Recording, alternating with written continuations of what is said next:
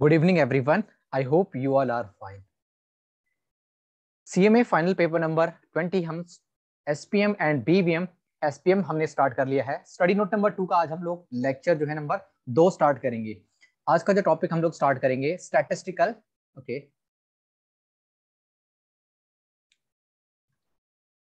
Statistical quality control SQC। इसको देख लेना, मतलब इतना ना इंपॉर्टेंट नहीं है। जो जो टॉपिक्स इंपॉर्टेंट होंगे उनको मैं क्या करूंगा कि बताता जाऊंगा भाई ये इंपॉर्टेंट टॉपिक है, this is the exam oriented topic.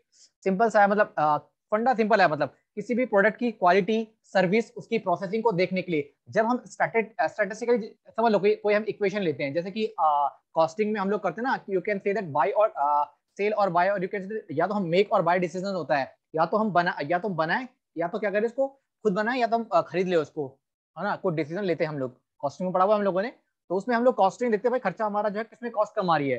तो ऐसी सिंपल सी बात है, the application of statistical technique. अगर हम जो स्टैटिस्टिकल टेक्निक का यूज करते हैं टू मेजर और evaluate quality of product, service और प्रोसेस, सिंपल सा होता है एसक्यूसी, स्टैटिस्टिकल क्वालिटी कंट्रोल। दो उसकी बेसिक कैटेगरीज होती हैं, पढ़ लेना, इतना ज्यादा इंपॉर्टेंट नहीं है। जिसका नेक्स्ट टॉपिक है ना MIS, वो टॉपिक इंपॉर्टेंट है, exam oriented. Two basic properties, पहली का नाम है स्टैटिस्टिकल प्रोसेस कंट्रोल यानी SPC, the application of statistical technique to determine whether a process functioning सही से काम कर रही है, जैसा हमको चाहिए था वो प्रोसेस और नहीं। एक्सेप्टेंस सैंपलिंग देखेंगे हम लोग कि भाई किसको हमें इसको एक्सेप्ट करना है प्रपोजल को या नहीं करना।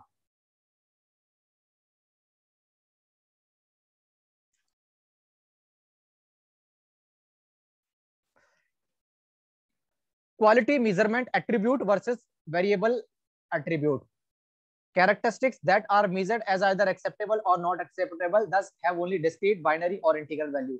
इसमें हम देखते हैं तो हम एक्सेप्ट करना है या नॉन एक्सेप्ट करना है। ये वाला थोड़ा सा देख लेना, ये थोड़ा सा जो पॉइंट है ना, ये वाला इसका इंपॉर्टेंट है। बस ये लास्ट टॉपिक है इसका, छोटा सा टॉपिक है यार। Statistical process control methods, statistical process control method में स्पेसिफाई करेंगे क्वालिटी कैरेक्टरिस्टिक्स प्रोडक्ट की और सर्विस की, to detect whether process has change in a way that will affect product की क्वालिटी को अफेक्ट करेगा या नहीं करेगा, to measure current quality of product और services. Control is maintained through use of control chart, the chart have upper and control upper, you can say अपर और lower limit. Control chart को हम दो हिस्सों में बांट देंगे, पी चार्ट जो मेजर करेगा कितने प्रोपोर्शन में डिफेक्टिव है, और नंबर ऑफ डिफेक्ट और यूनिट कितने हैं वो सी चार्ट दिखाएगा। Control chart for variables X bar and R chart are used, you can see that these are the, you can say in a chart form. Exam oriented इतना technical है नहीं है। X bar and R chart are used together, control a process by ensuring that sample average and range remain within the limit, रहे। Basic procedure, control chart दो बता दिए मैंने, P chart होता है, पी चार्ट और एक सी चार्ट।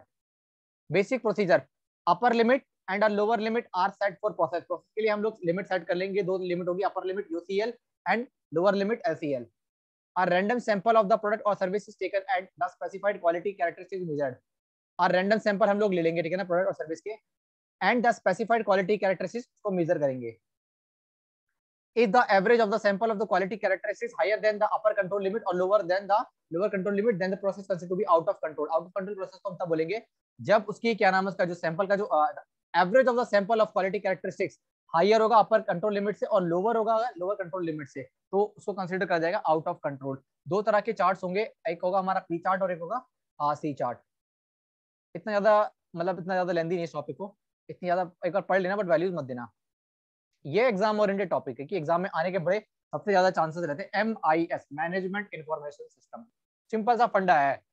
MIS होता क्या है, जो सैप हो गई तो हमारे सॉफ्टवेयर होते हैं ना जिसमें हम अपना डेटा रिस्टोर करते हैं। मैनेजमेंट को कभी भी कोई रिपोर्ट चाहिए होती है टाइमली और ऐसी रिपोर्ट जिस पर हम रिलाई कर सकें, तो मैनेजमेंट इंफॉर्मेशन सिस्टम होता है। MIS मतलब जब सॉफ्टवेयर यूज करते हैं जिसमें हम अपनी डिटेल, जिसमें हम सारी इंफॉर्मेशन, जिसमें हम अपना डेटा रिकॉर्ड करते हैं। Management information system is systematic process of providing relevant information in a right time। Okay, relevant information को right time में देना और right format में देना to all levels of users in organization for effective decision making। Okay, users को जब भी कोई डिटेल चाहिए, मान लीजिए आपके मैनेजर को कोई रिपोर्ट चाहिए तो आप रिपोर्ट को एक्सट्रैक्ट कर सको। कंपनी में ऐसी तो होता है, मैनेजर रिपोर्ट मांगता है, हम रिपोर्ट निकालते हैं सॉफ्टवेयर से। MIS is also defined to be system of collection, processing यानी इंफॉर्मेशन को कलेक्ट करना, उसको प्रोसेस करना, और transmission of data to meet that information requirement of different level. जब भी मैनेजमेंट को रिक्वायरमेंट होगी तो वो प्रोवाइड करना। सीमा ने क्या डेफिनेशन दी है? सीमा बोलती है MIS यानी management information system is a procedure designed to provide manager at different levels in organization with the information for the decision making। decision making के लिए जो भी relevant information चाहिए मैनेजमेंट को, वो मैनेजमेंट को information paraना प्रोवाइड करना MIS कहलाता है। कंट्रोल ऑफ दो chart for the business for which they are responsible. MIS 3 element होते हैं, होता है M management, I information, S system. MIS, M का मतलब मैनेजमेंट, I का मतलब होता है इंफॉर्मेशन, S का मतलब system.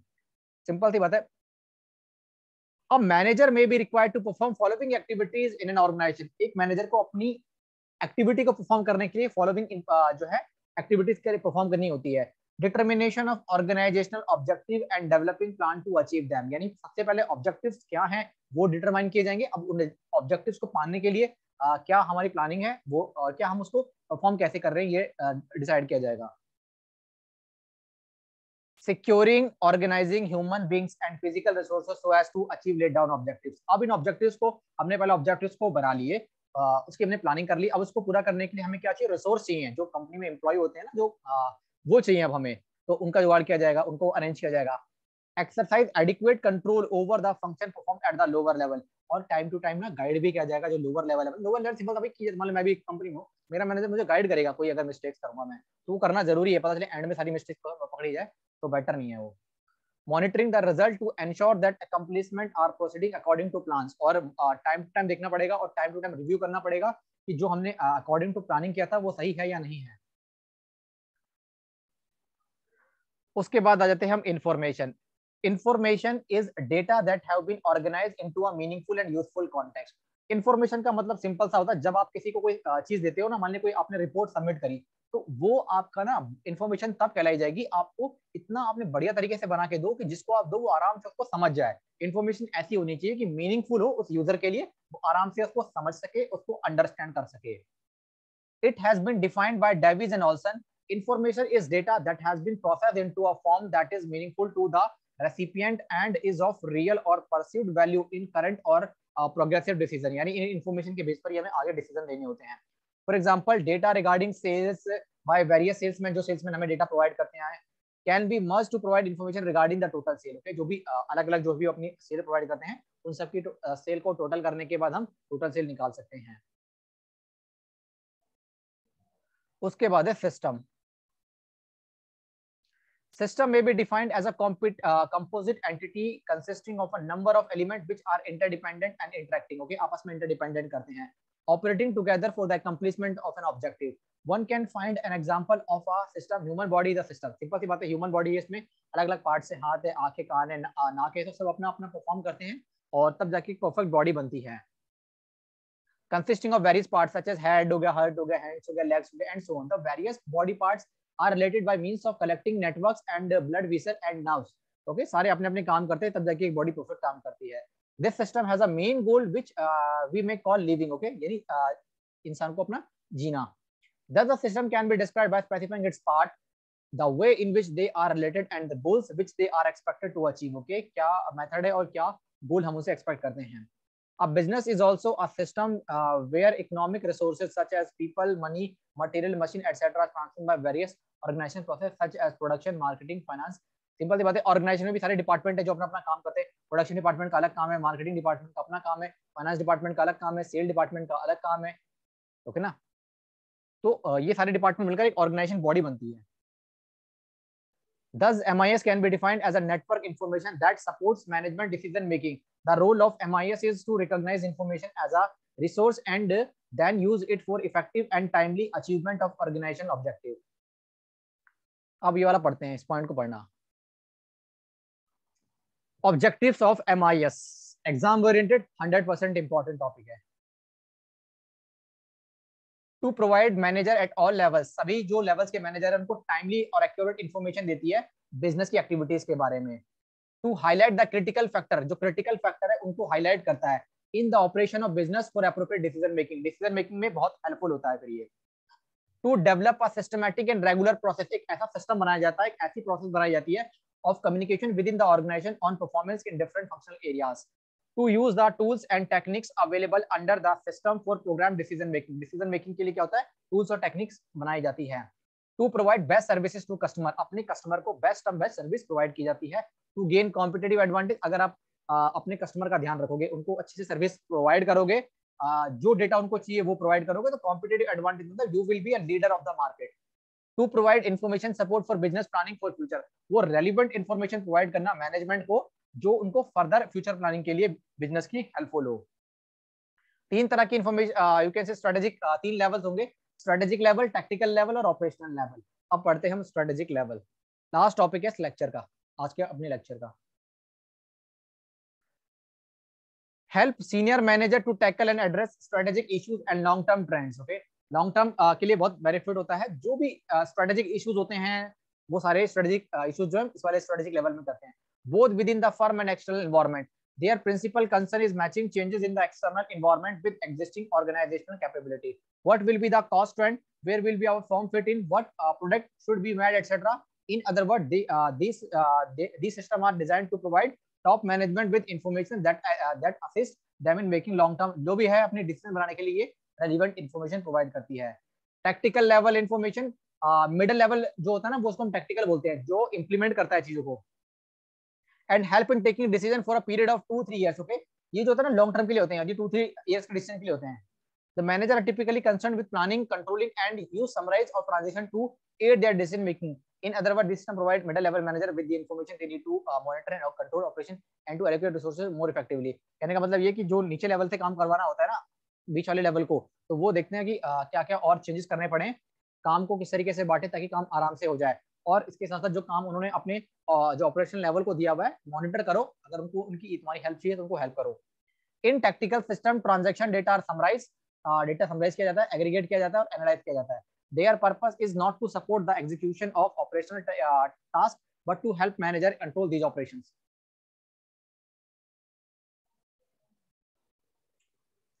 Operational level information system are typically transaction processing system and help in the operational level manager to keep track of elementary activities and transaction of the organization such as sale, receipt, cash deposit, flow of material, etc.